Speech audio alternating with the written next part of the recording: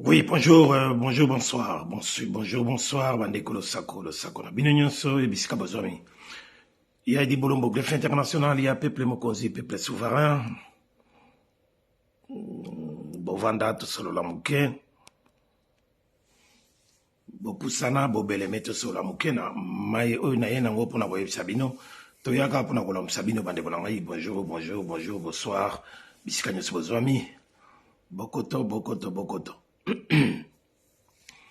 Mbote na bino, mbote na bandeko nyonso bafidèle bazalaka na ngai awa mbote na peuple mokonzi mobimba kobanda na Boketcho Yambo, le général de Gaulle, commandant Issou, il y a Yunus Banz, papa Tom ya papa, maman Mongala, il y a Brigitte Mongala, le Sako. Voilà, donc, et puis merci mingi na Jali Mudela Bangwandi Mibaramo, Rosie Bamokande Bale, Izi Matumona le Sako na yo, merci na Wilko Petit Willy na USA, merci beaucoup na Marius Bayende Kombo Elengi, moto ya leki bibende ya Tour Eiffel na talo. Blaise Landana, merci beaucoup. Et puis, honorable les honorables, Alemboyo Yamama Gimboyo, le Sako, Maserati, la Kipa Vita, Déboulonné, à Maman Déboulonné TV, Maman Ibale Zahir, Maman Lidi 2000, le Sako, Bob Mabata, Benigno Sombote Nabino, Clément Likele Wana, et Fusion Kamba, le Sako, Bandeko Nangai, na sepele lisusu kokuta na bino lamkola lelo. Lelo, il fallait tout solo la lisusu parce que tu y a qu'à prendre l'homme bino, voilà, donc c'est une question très très importante, très indispensable. Oyo koki ke bon, biso ya rato fungola bino.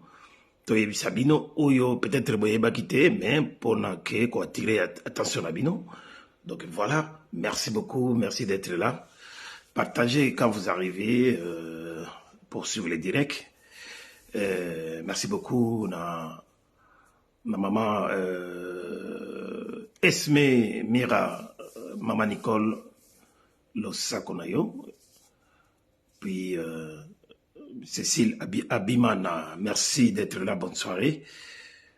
Bandeko Oyebakoti, Bokoto, avec un peu de commentaires, je peux voir pour vous dédicacer. Mireille Bosangé Ekoko, Maman Mireille, bon, Bungi moi Mikolo yo, en tant que fidèle et ma fidèle, le Sako, na famille Bosangé Mobimba, Toza Kokoba, bandeko na ngai toko umela pena mingite, mais toyeka kapona koyebisa bino kolamusa bino po bitumba tozali nango. Un jour aussi là, un jour toko mona bolamu na yango pona bana na biso oyo bazako ya dans le futur tozali vraiment na esengo ya kokutana lisusu na bino. Olivier Lunga Losako Olivier Lunga Losako, voilà, partagez en même temps les directs, partagez les directs. Toyeka kapona mwangonga eke, donc on va profiter pour en parler, pour décortiquer, pour réveiller ceux qui sont encore endormis et interpeller les gens qui nous mettent les bâtons dans les roues, et puis mobiliser, mobiliser parce que, donc vous le savez très bien, le 17 février, on félicite toujours les jeunes Oyo à Paris, des milliers de jeunes au Batambolin à Paris, tellement que Bitumba est commis vraiment na Esikana Yango, est commis vraiment na Esikana Yango, personne n'a plus peur de quoi que ce soit. Donc, Moutounionso a Téléméli Mbokanaye, la République d'Isaïr, Oyo Tobengaka, Lelo Oyo, la République a démocratisé du Congo. Voilà, Moutounionso a Téléméli Mbokanaye, parce que on ne peut pas continuer à tuer les gens, à génocider les Congolais, mais puis mokili mobimeza kolobate yango na boza komona bato baza kosala ba geste oyo, geste wana et komi ya bisika nyonso tamboli mokili mobimba, surtout relancé na bandeko na biso ya ba joueur na football na CAN. Donc tout le monde commence à en adopter. Donc voilà, c'est déjà bon pour nous. Ça ne peut pas continuer ici. Donc nous ne serons plus seuls. Nous ne serons plus seuls parce que Bomi Biso ya Mingi, ça fait plus de 20 ans, 25 ans, 26 ans bientôt. Donc génocide du peuple congolais, jamais déclaré dans le monde, et pourtant c'est le plus grand génocide Oyo et Salamanante des guerres mondiales réunies, des guerres mondiales réunies pour que ça nombre ya bateau bakufi na mboka na biso. Voilà, donc le Camboya ndenge wana et l'équipe même na Holocauste yaba juif. Mais ils en parlent, ils parlent plus na Holocauste yaba juif, arménien yaba batu bamboka mususu, mais biso batu bakufi ebele, surtout bito baksana 10 millions bakufa avant, pendant l'époque du roi Léopold II. Donc c'est beaucoup, c'est beaucoup, c'est même 3-4 pays, ah voilà, en Europe, tout ça, 5 pays même, c'est un nombre de bateaux, voilà, ça c'est un rappel du point de vue historique, mais tout l'embaté, en tout cas, Longonia na bana na biso oyo ba marché et belé contre génocide aux Osama na Congo, na Paris, ils étaient des milliers, voilà. Donc et puis il faut nous signaler bien que le 17 février oyo bozangate tous à la ebelé na marche monsieur Zako Salama na Paris wana et Osama na Paris. Na bandeko na biso oyo tozaka na bango bitumba ba résistant combattant mala oyo ba on peut ba bengisi le 17 pour na kotambola kuna na Paris, même démarche ya ko alerter ba na ambassade ba tout ça à partir de ba Château Rouge ou à partir ya place de la République n'engto na Sukila. Donc voilà, sans oublier Oyo, il y a Bissomogo Tozako Sala on a Bruxelles, Bissonio Solba, Ketcho Yambo, Commanda Isso, Bandeko Ebele, tout ça, on a à Bruxelles, Awa. Nous organisons aussi une marche, Oyo Komimapé Bisso, vers les ambassades. J'espère bien aussi vers l'ambassade du Rwanda et le reste, et à Batunios Oyo. Il y a tina na quartier européen ou le pays Union européenne Isali. Ici c'est la capitale de l'Europe, la capitale de l'Europe. Donc il faut tout divulguer, il faut tout panza sango na ndenge ya malonga mokili mobimba eyeba, parce que mindele balingaka ba makambo na bango basalaka ya mabe et bomba makabi pa ya ba population na bango pa ya ba peuple na bango. Alors maintenant comme problème na biso ya Zaïre ya Congo et komi ko bimi na ba stade ya minene comme tambola partout, ezali esengo makasi. Donc nous devons continuer à marcher ensemble, nous devons continuer à communiquer, continuer yako lobela makambo ya mboka na biso po ebomama te eyebana ndenge ezoyebana boye ndenge eyebani mokili mobimba.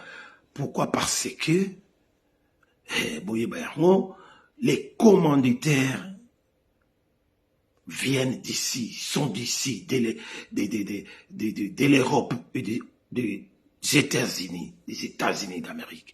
Donc bato oyo baza ko sala biso mabe wana eyebani nango, eyebana to yebi yango, ezali ba occidentaux bato baza ko commanditer to wana eyebana, mais ba lingaka ebima te. La preuve bomoni ndenge ba boyi ko laksa même ba image na stade Ouattara na Côte d'Ivoire, ba boyi ko laksa image ya ba spectateurs na biso, ya ba supporters na biso o ba yiko komisa léopard. Pourquoi? Parce qu'ils avaient des banderoles, ils avaient des pancartes, ils avaient des t-shirts marqués avec pour signaler que nous sommes contre les génocides, pour faire voir au monde entier que les Congolais sont génocidés, il n'y a personne qui intervient et tout ça, et qu'à niveau international, ça ne peut pas passer ainsi. Donc, la sourde d'oreille. Alors, image wana boya kiki, ils ont reçu l'ordre de ne pas permettre une large diffusion au niveau international de boya qui complètement, hein, notamment Canal Plus, boya qui koulak sa bebloko wana. Mais malgré ça, bosala ki ba réseaux sociaux ezali, ba réseaux sociaux biso ba koltana biso yo sala makambo nango ya ba portable et comme partout na mokili moyen ya ko kima yango ezali te, vitesse ya ndenge wana. Donc ba image wana tout ebimi etamboli na ba réseaux sociaux. Voilà de bons résultats oyo eza ko sala ke batu balobela yango, et puis bato wana bazo sala biso mabe bakomi sikoyo na qu'est-ce que c'est na mitu na bango. Voilà.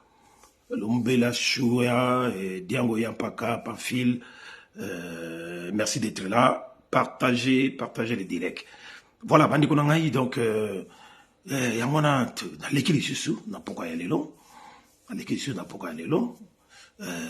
Pour boyoka ngai na moi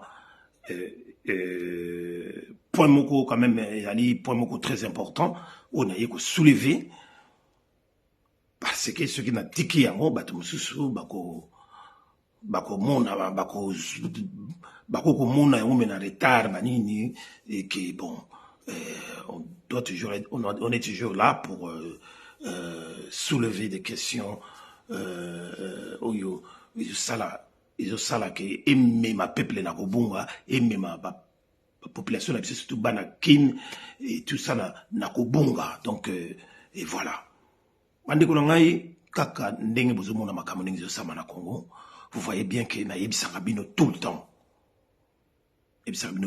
en dehors de la guerre, mais il y a aussi notre guerre avant la guerre. Il y a aussi notre guerre avant la guerre. À chaque fois qu'il y a une guerre, ceux qui m'ont les alliés entre Bamboka Mibale, Bamboka Misatoube, Bamboka Ebele, la guerre mondiale, la communication, c'est une chose, c'est une question très très importante. Na Makamo Italie, en tout et pour tout, et surtout la guerre, c'est très très important. Mais la manipulation et la distraction, la manipulation, ça peut vous ramener partout, dans la distraction, dans beaucoup de choses. C'est très dangereux, c'est une arme efficace aussi dans les. Alors, boye bake, biso ba dekola bino, tanto lo balabino ke. Ba memi biso ba manipulation belé. Ba memi biso ba manipulation belé, surtout surtout bateau yo régime en place oyo régime et dans la oya ya Kanambe Kabila magé régime wana ils ont le système le même système continue jusqu'à aujourd'hui parce que le régime où il y a Félix Tshilolo c'est un régime où il n'y a rien de bon. C'est un régime qui n'est pas là pour aider les peuples congolais à s'en sortir. C'est un régime qui est là pas pour construire ou reconstruire notre pays ou pour permettre à notre pays à aller vers le développement. Non. Régime où il y a Namboka Nabiso Lelo, régime où il y a Tshilejelo, il y a Félix Tshilolo. C'est un régime de mensonges, de manipulation. C'est un régime, il y a des deals. Régime, il y a des deals. Or, ba gouverneur Kamboka, na lokutate, pena deal. Un pays ne peut pas être dirigé avec les deals et les mensonges. C'est grave.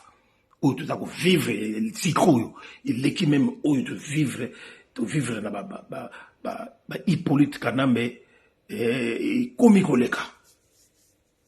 Et Komikoleka.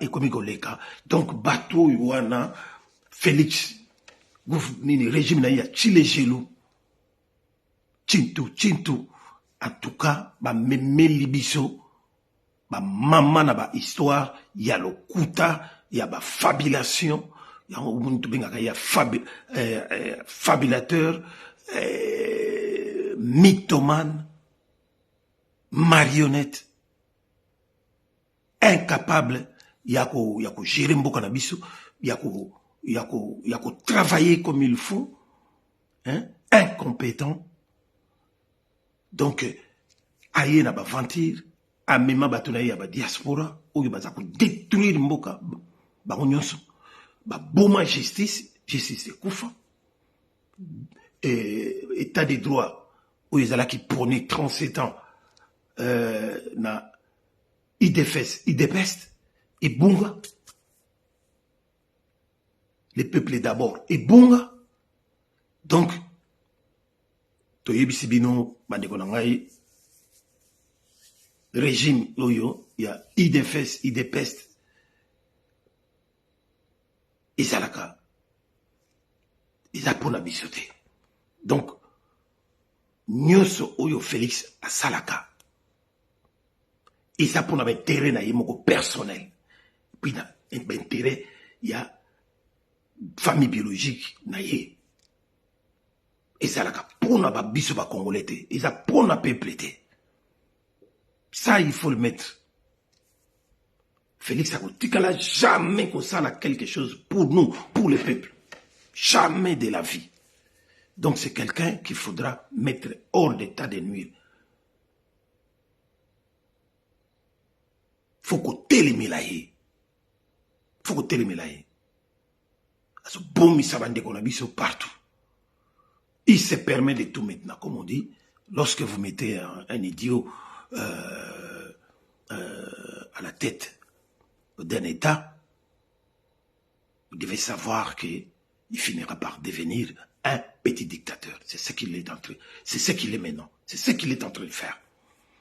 Pour la terre, binonyoso, pour la terre, à faire terre, biso tout, à Kangabatu tout minoko. Que des menaces, que des intimidations et des arrestations arbitraires.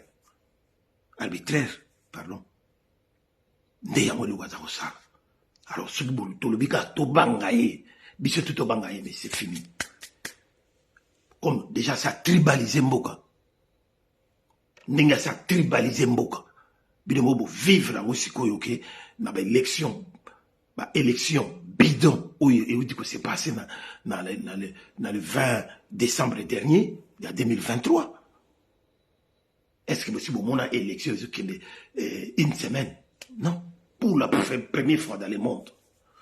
Mais bateau yo monde ba moni yango mais multinationale communauté internationale le moni yango mais Ils font comme si rien n'était.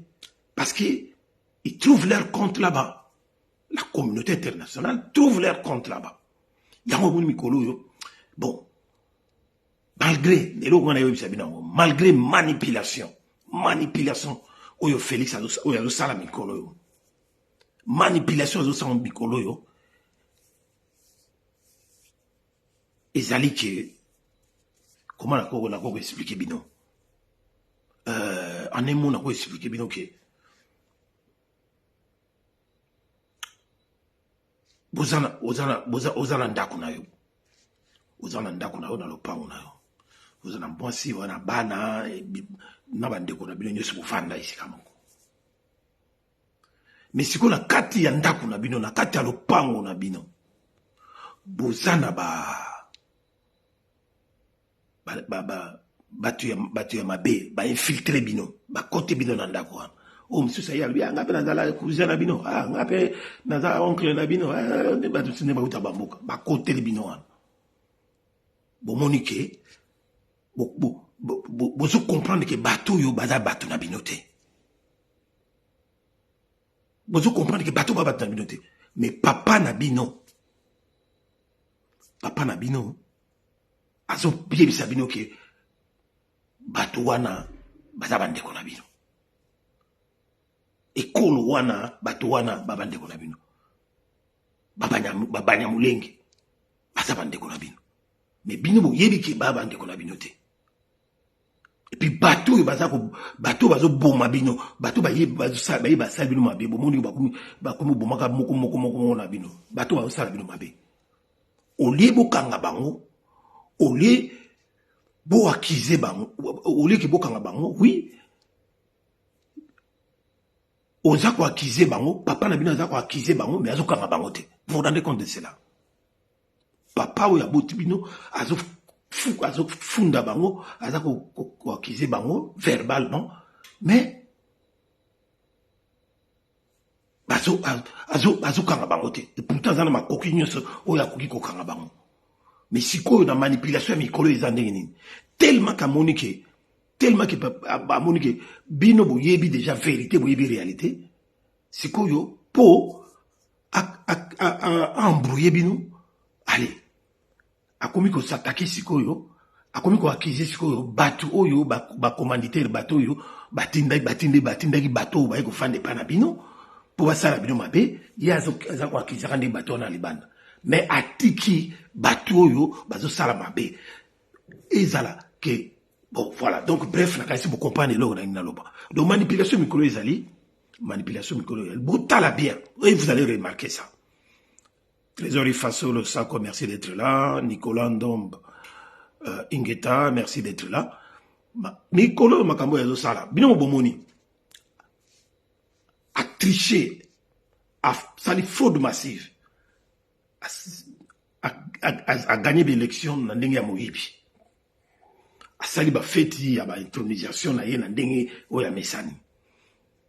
La parlement Moyibi danger zakoyam. Nini espace moko ya itini moko kaka ya mutezali na plus ya ba député ba parlementaire. Donc tant ba ko voter ba loi na bango pour na changer constitution d'ici ba mois de juin ezoya. Parce que tout est mis en place. Boye baké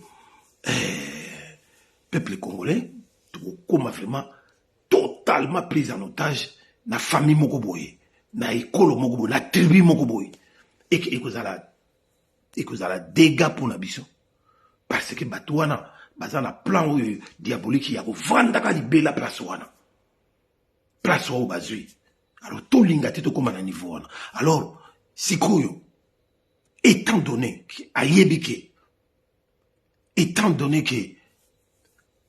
ye Félix Chilolo ayebi que peuple tolingi était, peuple balingi était, asa illégitime, même pas illégal. Même pas légal, pardon. Asa illégitime, même pas légal. Peuple alingi était coin.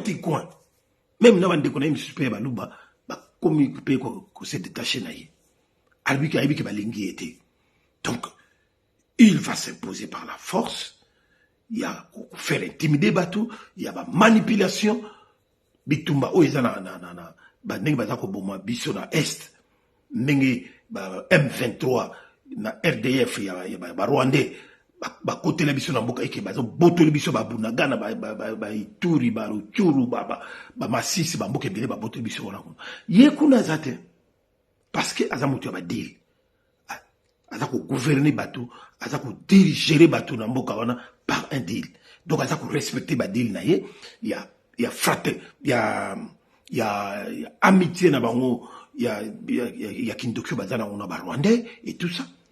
Donc il y a ça respecter à la lettre pour il y a un montre la bino à côté kala ko saila bino elo comme côté à ça respecter donc pour na yeba mboka wana tu na tangeli bino ekenda y compris ba minembo wana tu ekenda pour na ye yaloba akoma loba kaka au moindre petite escarmouche soki na yoki kaka moi bombe moi mutu akufi lisusu ubie bona boye na ko riposter à partir ya Goma pour na laksa pena ke bato wana baza pamba ndenge aza kolobake Rwanda eza bakosilisa ngo soki na basegonde soki nini mais ti lelo oyo banaloba makambo wana bomoboyoki ata riposte moko rien akosalaka eloko moko te parce que c'est quelqu'un oyo bapesaki pouvoir ya kopesa na bato wana barwandais bayebi balimite na ye Paul Kagame moko alobaki mutu azoloba wana ya pa azoloba Paul Kagame alobaki mutu azoloba wana ani kaka eloko apema soki na tieka moi fini pff abima opepe donc tout wana eza bamanipulation ndenge aza komanipule biso aomanipuler peuple et surtout ndenge aza manipulaka bataliban na ye donc il continue à manipuler pour soki gouvernement bozomona vraiment que gouvernement babengi nini régime ou babengi régime ou que bozana soit disant ezala l'état mais bozana armée bozana ba police bozana ba armée bwana makambo toyo bozosoma na monga l'état pourquoi boza ko utiliser ngote et pourquoi mutu oyo ayebi ke aza ko accuser Paul Kagame de Rwanda ke bango bato aza ko agresser biso ni ambassade ni ambassade ya Rwanda ni ambassade ya Uganda azokanga ngote pour vous faire voir que la relation est à continuer pour ceux qui boyebi ke bato wana mboka mabe il faut beaucoup ba frontière ils ont quoi Ukraine na Russie donc ba frontière na bango ça surveiller mais oyo ya biso ya Rwanda frontière ils a toujours pour les Uganda frontière a toujours pour leur permettre ba voler ba avion il y a ba mikemike zo kota izo bima izo liba ba minere zo kinenango ba nini tout ça akangelo comme côté pas de mesures ba mesures moko efficace pour na makambo na ko sala ngote Burundi azala rappelle même problème net biso bon que azala menacé na Paul Kagame na Rwanda Burundi le bakandi ba frontière na bango bakange pe ambassade ya Rwanda bozo mona place oyo ke excusez-moi bon la que place que Félix azoko sabino Félix est un aventurier un mythomane un menteur il ment comme il respire jamais à kochanchaka ye pona ye kozo bozui na ye bozui na ye et puis na lokumu na ye ba honneur na ye ndenge ke bato ba monena na mokili kaza président mais or il est président de rien du tout il contrôle rien il dirige rien il maîtrise rien non plus mais il a batika na mopona kosala manipulation bomona bato mobimba bwana régime vous dites que vous avez un gouvernement et tout ça. Beaucoup nous savons réunion, il y a une réunion ministérielle et tout. Et dans l'entretemps, beaucoup nous savons parce que nous savons geste y a brouillé ou geste que biso na niveau il y a activisme, il y a activiste, na niveau il y a mouvement citoyen, na niveau, il y a par exemple, il y a leader d'opinion, le colon en était par exemple, Léopard, Bakendaki, na stade, du coup, na supporter, ça c'est une façon de pleurnicher, c'est une façon, c'est une manière de demander secours au monde entier. Mais bino boza, censé boza là, na gouvernement, sérieux où il y a beaucoup s'attaquer, beaucoup répondre coup par coup, n'a arme, s'il faut déclarer la guerre, il faut déclarer la guerre. Mais ils sont rien du tout. Donc bango rôle de bango ezali wana kaka bayibaka. Donc le véritable gérant, il y a République démocratisée du Congo, je suis venu vous le faire savoir. Le véritable gérant, c'est Paul Kagame. C'est Paul Kagame, c'est le gérant. Donc, c'est une marionnette, une façade, un masque, un arbre qui cache la forêt. Azali on a rôle na yali kaka abattre la ka ba intérêt économique et financier. Il y a Rwanda, na ba pays où ils ont commandité Rwanda parce que ils ont commandité Rwanda, Ouganda comme bateau bazako ko sala sale besoin na mboka na biso ya ko bomba batu ya ko sala ba crime ya ko yiba ya ko permettre que ba minerais na biso stratégique ekendaka en quantité industrielle na ba mboka na ba pays occident. Dans les pays occidentaux et les pays occidentaux et permettre bazala toujours puissant pour se défendre face à la Russie. Yango wana moni ki ba manipulation. Félix fait tout pour honorer deal naye, mais dans l'entretemps, comme ayoki goût, plaisir, sentiment. Il y a Oyoki Azelaka na sima papa na ye Etienne Tshisekedi et que papa na ye Etienne Tshisekedi atikali ko salela yango te, atikali ko koma na niveau na te, yango na yena mama na ye malata ba longola tata na bomoyi na ye pour yesikoyo akomi ko jouir de ça et pour continuer à jouir en tant que entre guillemets soi-disant président de la République. Il va continuer à dormir le peuple. Il est là juste pour blanchir, manipuler le peuple, blanchir, officialiser l'occupation et continuer à blanchir, à la blanchir, à blanchir l'occupation. Il y a donc les lots ok. Félix Lolo Bouzoumonawan. Ma manipulation de Samikolo. Après avoir éliminé, écrasé totalement l'opposition politique. Donc, opposition politique, na tango to ya Kanambe Kabila, ezalaka.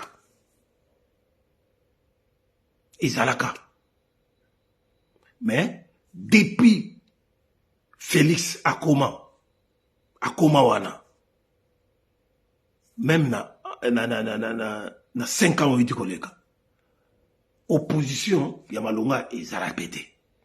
Parce que, vous vous rendez compte, en pleine législature, surtout talibien, na système politique démocratique na mokili, en pleine législature, on ne peut pas obtenir une autre majorité présidentielle. Mais na législature il y a 5 ans de collègues à changer, à corrompre, à foutre bambongo, à former, à sali majorité dans le parlement. Vous vous rendez compte de cela? Donc, opposition peut ezala qui n'ont presque pas. Ou et tout ça. Même Moïse Katumbi, tout, ils étaient avec lui. Quand on a avant l'élection, opposition est raté. Bon, il y a l'élo, n'enge ayibi a eu l'élection. A mis voter Yemoko à travers ma machine à voler les élections. Pour le peuple à voter la Ipenate. Ndambu ya peuple ou ni moi bulletin na ba ir. Baleki même pas 10%. Il y a pourcentage total où les électeurs il fallait pas voter. Voilà. Donc, ce qui est bien, peut-être Moïse Katou a un pourcentage élevé dans l'élection. Mais, en tout cas, sur 100% d'électeurs, où il fallait normalement, estimer à peu près 40 à 45 millions de voter. Mais, je vous l'ai dit, même pas 15 millions. Même pas 15 millions. Donc, pour ça, jamais, beaucoup de président, azala légitime. Jamais, à cause de jamais légitime. Parce que vous avez moins, électorat, ils allaient moins de 50%. Ils allaient dans moins de 50%. Donc, tout va voter. Et puis, la réalité, elle est que c'est vrai, ils n'ont pas considéré ça. Parce que, but, Félix a rempli, a continué à doubler mandat. Parce qu'il a doublé mandat, l'élection, ils ont tribalisé, truqué et tribalisé. Dans sommet baluba. Donc voilà. Le coup là, kanaka vraiment qu'il faut gérer Mbokawana par la force, Mbokawana, comme Sango, y a tribu moko. Ndé yango c'est non. Mais bande ko ngai phénomène to mona sikoyo. To mona ba mikolo ko banda avant banda vendredi, samedi yo eliki et tout ça, les autres alliés. Les autres alliés to comme ça les 12 abanini. Phénomène on a yé pour la bisabine des alliés. Manipulation oyo régime Chilejelu Félix Chilo Bazaro Salasiko tellement que opposition des alliés c'était parce que opposition de bateau opposition politique bangonde bateau bali censé ba marcher na bari na Congo opposition oyo ezali na kata Congo oyo yebana ezali Goma, bana Goma. Ba mouvement nyoso, ya ba activiste, ou ba bundaka na Goma. C'est ça la vraie opposition. Et puis nabiso ta diaspora. Ça c'est la vraie opposition. Mais au fait na Congo, na côté ba institution ezali, il y a pas d'opposition. Ezalana ils ont un parlement, parlement national ou donc dans la chambre, la chambre, le Sénat, l'Assemblée nationale, ils ont la province et tout ça. Il n'y a pas d'opposition. Pourquoi? Parce que Félix, tout a tribalisé à moi. Au moins, on a Congo. 17 sièges, ils ont Balouba, partout. Balouba, siège partout. Mais, Lucas, siège, il y a Bangala, il y a Congo, na Kassai, ils ont. Alors, le coup là, opposition des alités. Basali Nengenini. Oyo bozo mona wana bato bazo ndenge bato bazo bima libanda bazo manifester na libanda sans que police asimba bango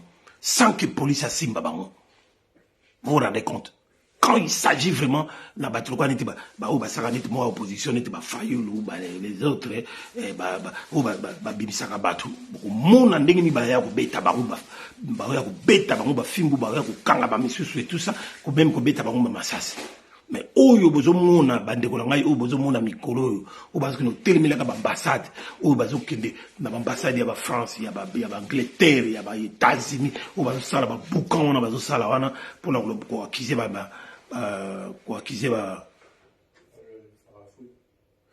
mpona koakize baoccidentaux c'est vrai baakisation wana oyo bango baza koakize baoccidentaux na mabe oyo bazosala mpona biso oui c'est vrai et ça c'est une réalité mais rôle wana bango baza kofaire partie na majorité présidentielle oyo eza kosoutenir occupation normalement bazali censé basala bongo te mais soki lelo oyo babimisi bango bakomi kokende na baplace wana baforce du progrès bato idps bango bato bazokende komanifestaka ndenge wana kotumba bavéhicule ya ONU ya MONUSCO et tout ça. Félix aza koutiliser bana wana. Pourquoi? Parce que c'est toujours pour son intérêt, pour son pouvoir sans pouvoir. Pour yazo kansaki aolala pongi ya bien, mais elle se trompe. Aza koutiliser bango. Donc il a fait en quelque sorte un dédoublement. Il y a opposition politique, un dédoublement. Il y a pacifiste, il y a activiste au Bazana Congo, au Marchaka pour dénoncer tout ce qui est à dénoncer, mauvaise chose, ma cambouille, ou y a ma bé, ou régime Zakosala. Mais Yesikoyo, Félix, qu'est-ce qu'il fait? Pour maquiller tout ça, Félix utilise Azon ici donc bana CNCT, il y a IDFS. Bana comment est-ce que les appelle encore? Bana il y a parlement debout, na groupe il y a force du projet du progrès, Azon ici na balabala. Donc il ngolo banini na régime oyo en même temps et un régime présidentiel, majorité présidentielle, en même temps dans l'opposition, opposition, et pour faire des revendications dans les rues, revendications. Vous vous rendez compte de cela? Comment vous allez comprendre ça? Bon. Et le analyse ça ça là. Bon. Au bunisi force du progrès, CNCT, parlementaire debout, pour marcher contre occidentaux, ambassade, tout ça. Mais pourquoi? Si vous accusez les Européens, ceux qui vous allez accuser occidentaux, devoir commanditer tout ce qui se passe chez nous, hein? Nenge bazako lukaba balkaniser mboko na biso, nenge bazako lukaba balkaniser est, nenge bazako bomisa bandeko na biso, nenge bazako piller ba minéraux na biso. Vous envoyez, et toi Félix tu envoies tes militants de l'IDPS, hein? Tes militants, il y a une CNCT, des parlementaires debout, manifester à la place de l'opposition parce que l'opposition n'existait plus. Donc, aux côtés d'abord on a l'ambassade, il y a les États-Unis, il y a tout ça, et il y a la Russie partout. Mais pourquoi n'envoyez-vous pas vos militants là manifester contre les gens qui nous tuent physiquement? Les gens, oyo, vous allez censé yake, il faut que bengana batouana parce que batouana bazako bomabiso par procuration yaba occidentaux. Et batouana c'est qui? Ce sont des Rwandais, des Ougandais. Oyo bazana l'ambassade na bango tileloyo et ça continue toujours à fonctionner. Mais aux autres préférés que tinda bulldog na yo, hein, toi CNCT, militant na yo, y a IDFS, y a force du progrès, qui n'a manifesté dans l'ambassade, y a occidentaux, mais il y a Rwanda, bavanda kimia. Ya Uganda, bavanda kimia. Ba frontière, vous kangate.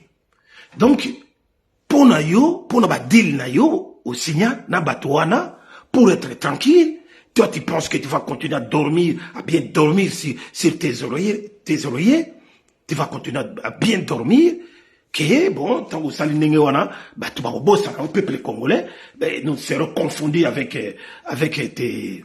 tes gugus, tes barbouzes, des IDPS, nous serons tous confondus, et tu penses vraiment que le peuple, c'est cette petite population-là que tu envoies faire des revendications devant les ambassades. Vous voulez prendre tout le monde pour des idiots. Et vous pensez vraiment que, et tu penses, vous voyez, et que tu penses vraiment que tu vas rester tranquille. Que le monde entier va te croire. Tu penses que les Américains sont de bêtes. Tu penses que les Français, les autres, les Anglais, ils vont te croire que c'est cette petite population, groupuscule, ils défessent, n'a force de progrès pour manifester. Tu penses que ces Occidentaux, ils vont te croire à toi. Bon, pour Nabiso, c'est déjà bon. Tu fais le travail que nous faisons déjà depuis des années, et tu le fais faire par tes militants, c'est déjà bon. Pour bakina ko bengana bakina ko finga ko bengana ba ambassade ya ba américain ba nini parce que bango bazala sima ya ba rwandais ou baso boma biso ba français bango tout bazala complice bazala sima ya ba rwandais. Pour la biso c'est bon, vous sala biso to salaka. Mais si tu penses vraiment que ou sala wana, et dans l'entretemps toi-même tu te fais piéger. Même bateau na sakana na bango bango de bateau bino tellement que bo pesa bango ba pouvoir wana ba manipuler ka bino en Afrique kaka bango na bateau ba achever yo bango bateau ba achever yo zo kansaki tango remplacer sikoyo peuple oya solo intimider peuple ou ça qu'on menacer peuple ou ça qu'on revendiquer ba droit na bango lingi te ba bouger au suivre bango en otage avec les armes que tu achètes avec l'argent de l'État. Il y a un boma ba bandeko na nini na ba trésor ya bandeko ya katanga kuna na ba fungurume pour na ba intérêt na yo personnel pour na boto na bango ba mine na bango ba mine. Nanengo bomaki ba wazalendo plus d'une centaine ba wazalendo que ba wazalendo ba manifester contre Monisco ko binga na Monisco mais makambo ba wazalendo ba ko binga ba Monisco yango yo peka ka o sikoyo ozotinda sikoyo ba force de progrès na yo na ba militaire bino e defense pour ba kene ko binga na ba kene na ambassade ndenge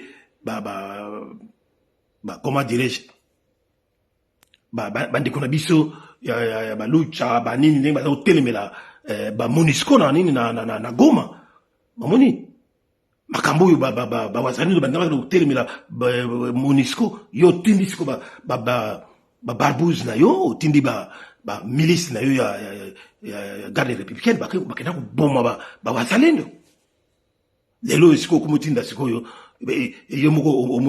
monique basaki na torte et dans l'entretemps lelo oyo o utiliser ba wazalendo parce que ozana armée FARDC zalaka mais bozo permettre bango te ba s'attaquer bozo déclarer guerre pour bango bunda bitumba contre ba Rwandais.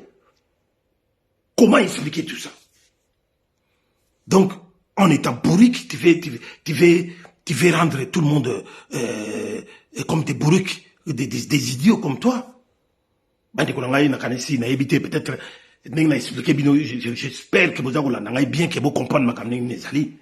Donc Félix a utilisé il défesse nini ba on va tambola na ville wala ba ko ça yango bozomuna même attaque de police et police eza ko na minduki teza maboko pamba bazo pekisa bango kana maboko na malem. Mais ça ce n'est pas la vraie population, ce n'est pas c'est pas le peuple, ce n'est pas vraiment ba kino yo ba bimaka na sima ya opposition parce que l'opposition n'existe plus. Antoinette Bolochoa Ndekwa Motolo Sako, merci d'être là, partagez s'il vous plaît. Voilà donc une salutation à Richard. Voilà donc bandeko nangai makambo nazoyi sabino yango katolo bakana bino mbala na mbala na bandeko nangai nyoso batati nya otsango ba ale Bolochoa na kati ya mboka wana oyo bandima pena ba signa pena ba lobike oyo koya iya mais nous allons continuer à dire les vérités. Voilà donc Joël Kombe comment Grace Tumba ya Jimania TV tout wana bazako ba Merlin Vuvu bazako telemela fait bazako telemela régime ya Chilejelu ya Félix na ndenge mokete parce que lokuta l'équipe bango ya ndenge ya mingi bazoko saka ke tout bako saka bango. On peut mentir à un peuple une fois chaque jour, mais ça ne sera pas tout le temps. Ça ne sera pas tout le temps. Donc, bandeko na ngai eloko na yeko yebisa bino yango wana botala ndenge nini Félix Tshilolo Tshisekedi ndenge aza komema bato na mboka wana il se croit le plus malin les plus malins de tous. Mais tozo poussana pe to yebite mais et lo comme si on a yebisa na obakisana likambo na yebisi bino ezali que vous voyez vous-même moto ndenge aza ko se faire piéger le pouvoir et l'engi ya pouvoir mais maintenant c'est au pouvoir là ezali lokola maman Antoinette azawana biso na lokoso to liaki déjà mais tozo sengaka to le biloko misusu maman Antoinette c'est lui bon bozelemba kolia te bwa iko kinila biso siko nzungu ya monene to silisa ngo tozo lia mais to silisa nzungu wana tozo kokalisu te. Félix azana dans la même situation maintenant alingaki ke mboka mobimba etikala pon etikala ye Congo mobimba la république a démocratisé la république d'Israël ya Mobutu donc etikala na maboko na ye ke ye moto akonza yango moto bisusu te donc komi ya bango mais bandeko na wana monsieur balo bake pouvoir ya biso tozalaka pouvoir tozala pouvoir te mais tozalaka nde pouvoir donc pouvoir komi ya bango. Et dans l'entretemps, un grand pays, un pays en Afrique, les Zaïre, qui est un sous-continent. C'est un petit continent dans un continent. Alors, yo sikoyo, olingi batiki la yawango, mais ozoye basiko ndengni na robandate.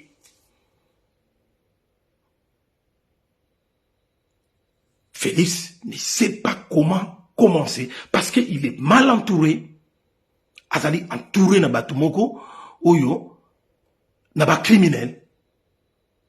Lui-même comme il est criminel, voyou de la politique, un tricheur ne s'entourera qu'avec des criminels. Alors ba criminel a rompé. Quel que soit ba diplôme, na bango obeso ba nini. Na mutu eloko ezate. Et comment commencer et comment finir ba éviter. Til lelo wapi gouvernement. Til lelo wapi gouvernement.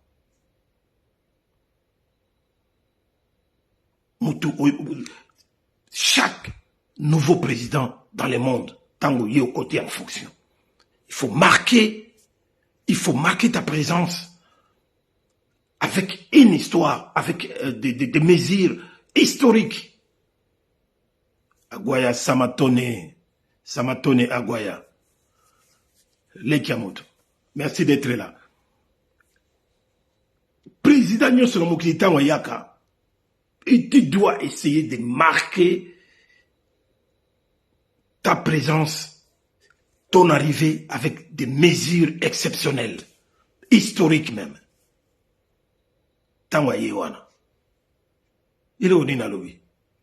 Oyo wana noté, auto noté zalikaka.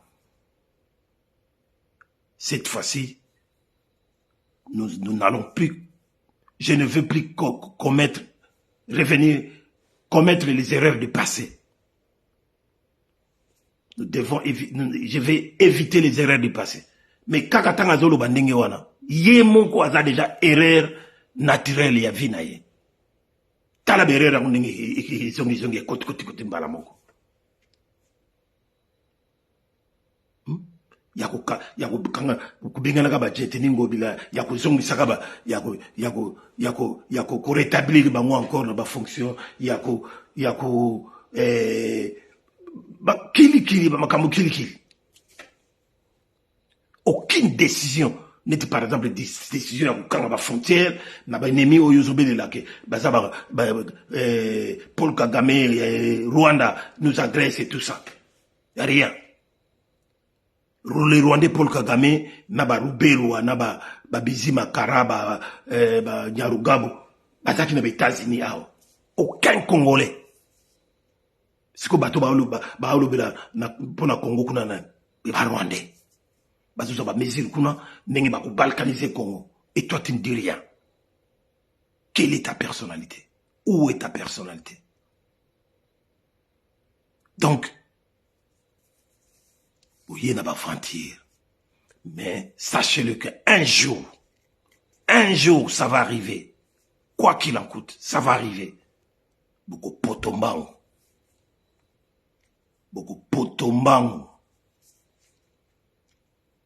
So vous avez mboka wana la République d'Isaïe, ils ont mboka na bino. Vous vous trompez. Oye na division, oye pour la diviser peuple.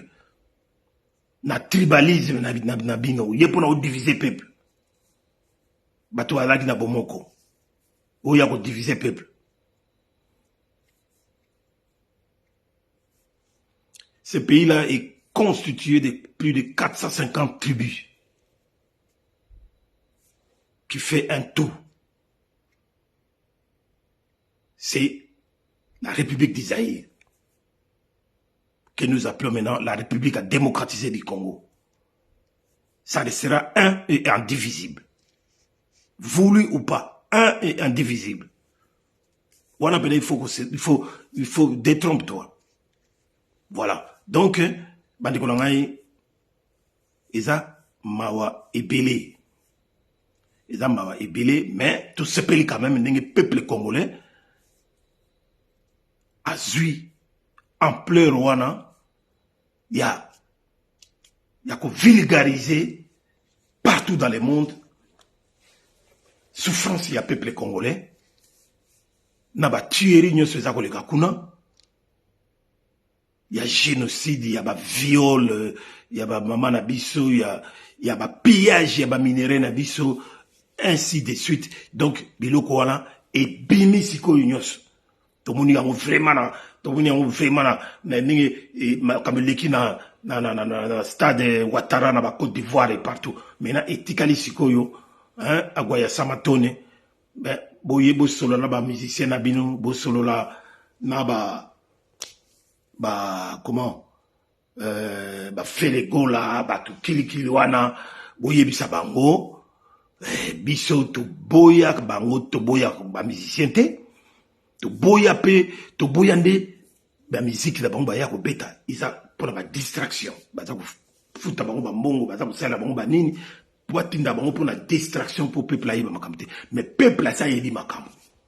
Donc bango en tant que leader d'opinion il doit faire pareil comme ba joueur ningi ba utiko sala ba joueur na biso ya léopard tout ça peut ko boya ki bango pe ba ya ko beta ba kota na ba compétition ko ya ko beta parce que et ça ko distraire tango bato bazo be bon lanto la na bale kuna baza ko changer makamo o ba bunagani zokoya ba kiwanja zokoya ba tout ça ba militaire ba komi boye awa tango bango beta ba football awa goma ezala ki menacer ba bombe zokoya et moto azolo ba au moins petite escarmouche ba bombe zoko yakuna yo lo ba yeke soki ba bombe koyi ou bien bonaboyi directement au riposter ye wana vandi au selo komote sikoyo na lelo ndenge na yeko solo abino na émission ya lelo ezali pona ko bakebo mutu oyo azolo ba au moins de petite escarmouche okomi ko s'attaquer kaka na ba occidentaux na ba américains na ba français na le reste bongo mutu yo azan face la yo kutute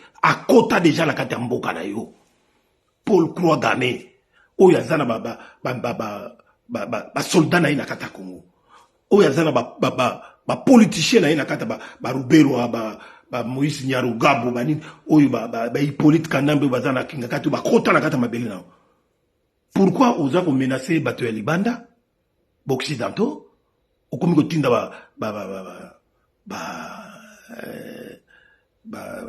tunaya ba force du progrès ba manifestant na yo ba militant na yo ba IDPS ba comme ko tambola partout na banini ko sala ba mobulu ko tumba ba camion na bango ya ba oni banini mais bato yo bazala bato yo oyo pena ba so bomba biso ba ennemi na biso interne ozo tala bango zo monter parce que oyebi que yo moko étant criminel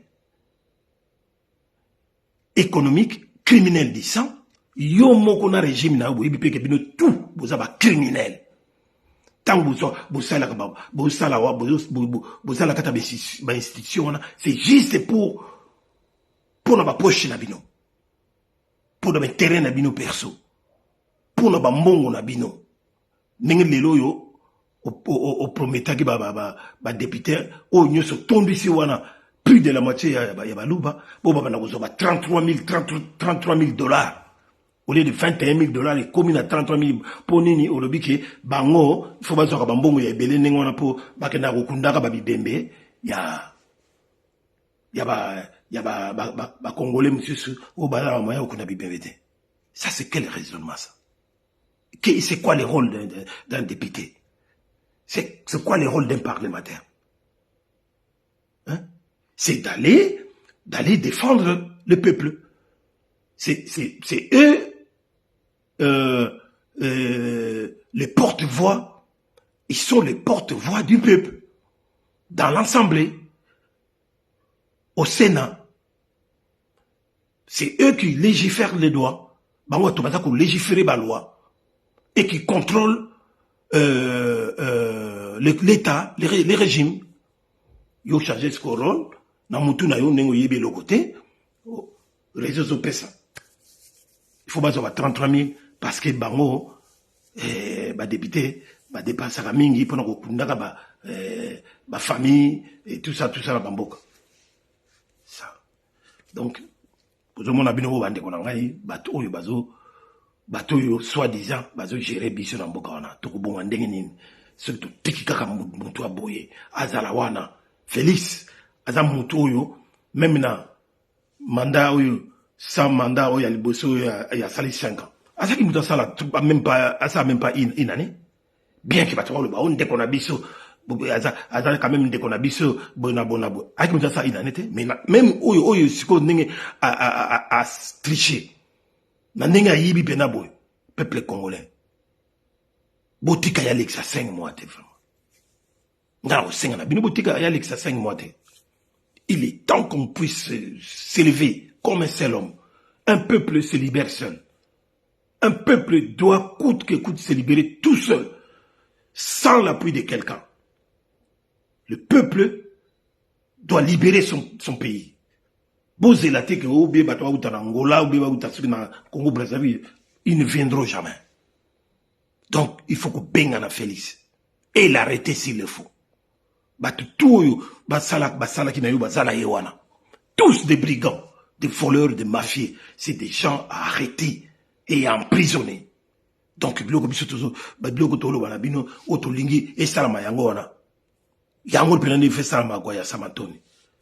alors, il faut que ben la bino ba musicien na bino ba sala pe le ko la ba jouer nenge ba sali. En tant que comme ba leader d'opinion. Parler du Congo, parler du génocide, oui, de ça, Congo, réclamer partout un tribunal pénal international. Bon, namoni petit fallait à vous ça moi, nzembo moko wana izole kapé na moi toile. Omoni. Bango bato ba coopéraka na ba kotambola esika moko na ba Paul Kagame moi sur le ministre ba Mushiki Wabo ba nini tout ça. Alors maintenant si vous avez compris la leçon, il est temps en tant que patriote ou des patriotes congolais, vous véhiculez message. Vous véhiculez ma message. Il y a l'accent dans mon kimo. Pour ba mindele ba ba citoyen na bango, ba mindele ou yomuni ba gouverneur, ba gouvernement ya occidentaux et tout ça. Ba banga kaka ba population na bango, ba banga ba lingaka te ba peuple na bango ba zala au courant ba kambo ezoleka o bango ba sala ka ba na libanda. C'est comme ça que nous pouvons gagner cette guerre. Nous avons tout le temps perdu la bataille, mais nous pouvons gagner la guerre cette fois-ci. Soki, bolandika ba makambo to ebisa kabino. Donc, il y a un moment où senga na bino, tant to benga kabino to bimana, banda to marché to kene banini, boyaka epele botala nenge bana na biso batamboli ce samedi na Paris wana. Des milliers, une fois encore ici à Bruxelles. Ils sont venus marcher aussi, des milliers comme ça. Alors, biso moko to zako organisé à Bruxelles le 24 février. Bouya et Bélé, nous allons marcher ensemble. Toujours pour l'unité du Congo, toujours pour réussir à faire tomber l'occupation rwandaise ou ougandaise dans le Congo, et puis mettre des routes Félix Chilolo, qui est le véritable ennemi numéro 1 dans Congo Mikolo. L'homme public à battre. Un homme dangereux, Félix. Jamais à Rosalaka et Loko Moko pour la biso peuple. Jamais. Détrompez-vous. Vous allez à monsieur Sourana Bazonga Congo pour pas que nous travaillions avec Félix parce que ce sont des bons à rien dans Mitou et Logezate. Félix, c'est pas quelqu'un à qui il faut aller travailler avec. Félix, c'est un traître. Ça reste un traître. Toute sa vie. Donc, partagez cette vidéo. Le 17, marche M. Zaline à Paris, organisé par des résistants combattants. Donc, il faut que vous allez ébiler. Et c'est comme ça que nous allons arriver à libérer notre pays. Voilà, on a félicité. C'est un escroc, un tyran, un bon à rien. Oyo ako salela kabiso et loko mokote. Au contraire, yazoluka nenge mimi yako bimela yako bikela. Parce que ako kenembo comme suite. Notre pays est devenu en quelque sorte un pays de criminels. Un pays de criminels. Pourquoi je dis ça? Parce que les criminels ne sont pas kili. Les commissaires au refuge là-bas. Donc Félix a osala tout babo sanaye lokola ye a sala tout babo sana Hippolyte Kanambe oyazana nani alias Kabila oyazana kata kinga kati. Donc ye pe alingi pe asala pe ayi kinga kati atika la pe kawana. Donc bango ba criminel bazala kawana. Ezala pays s'il y a sans loi ni foi. Et dans le pays moko donc il y a ba criminel. Alors c'est comme pays bénéado il y a ba grand criminel. Bon to Équateur, mboka wana mususu ba Nicaragua et ba koloba sikoni. Mais il y a biso qui est encore très très dangereux parce que ko boma ya ningo na bato bakufa na Congo. Neti ba nzinzi. Bato bakufa ya ebele chaque jour, chaque heure, chaque seconde. On peut pas continuer comme ça.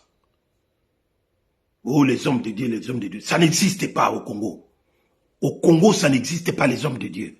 Kobanana ba catholique tinase. Mutumota tellement ba homme de Dieu. Tous des numéros. Bango tout ba komaka batu ya ba intérêt. Alors, na mboka na ndengona moyen ezalité. Yangona tolobi boy. Biso ba oyo, tant tozo na mboka wana. Il n'y aura plus question de l'église que vous allez soutenir. En théorie, il y a Fumu Kimbangu. L'église, tout déclassé. Et vous allez déclasser. Et puis musique va nous mettre à sous pam te.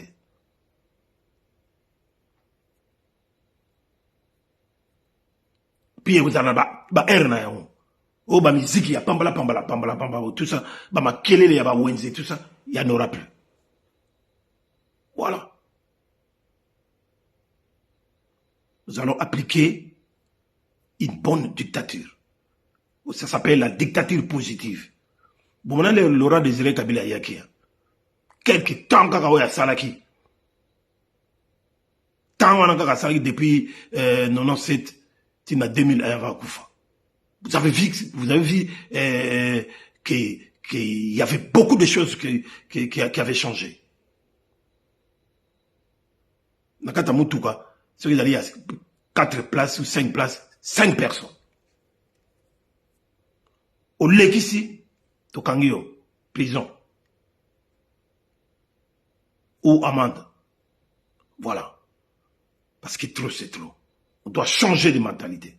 Mentalité à peuple congolais, surtout à la Quinois, Nambokawana, Yako Beba. Ozo bala motuboy, mais les Camboyes za la kaboté, za la kaboy, ya amoun logo oza fou.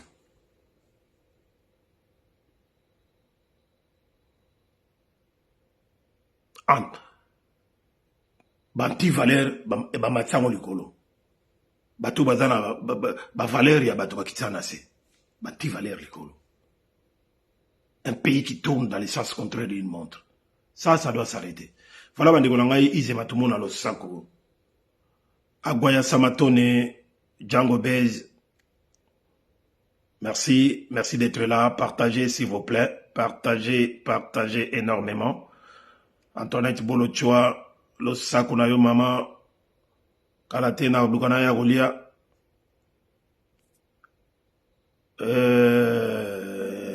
Bon, bandeko tout, bandekaki JBS. Merci d'avoir été avec nous. Voilà, Nicolas Dom, Ingeta, Alex Andiamotuta, merci. Trésor Ifaso, Nicolas Dom, Dan Kalomba, Losako Nabinotu, Olivier Ilunga. Voilà. Bah oui, namoni ba kombo na bangote. Moi yako dédicacer bien les alités, mais en tout cas, tout se peli les sous les longs de mon année, de sololi. Voilà, partagez énormément les directs pour na bandeko bako bandanda kité bako akolanda. Bon, on a ceux qui wana Béatrice Lokwa en direct de Eindhoven, le Sako. On est ensemble. Voilà donc. À ceux qui wana pour l'élo, merci beaucoup. Ingeta, partagez s'il vous plaît. Merci. Blaise Landana, merci.